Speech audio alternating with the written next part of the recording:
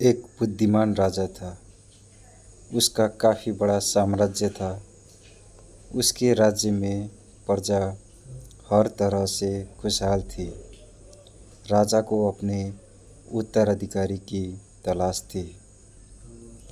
उसके 3 बेटे थे। राजा इस पुरानी परंपरा को नहीं निभाना चाहता था कि सबसे बड़े बेटे को ही गद्दी पर बिठाया जाए। वो सबसे बुद्धिमान और काबिल बेटे को सत्ता सौंपना चाहता था। इसीलिए राजा ने उत्तराधिकारी के लिए तीनों की परीक्षा लेने का फैसला किया।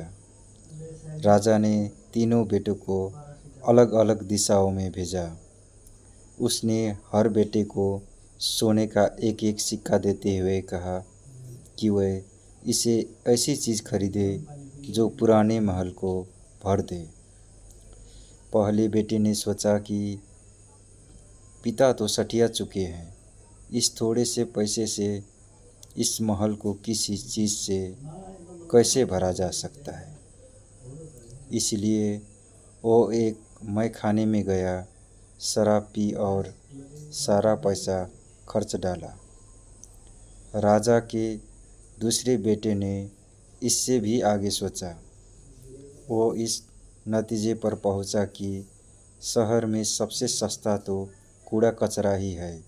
इसलिए उसने महल को कचरे से भर दिया।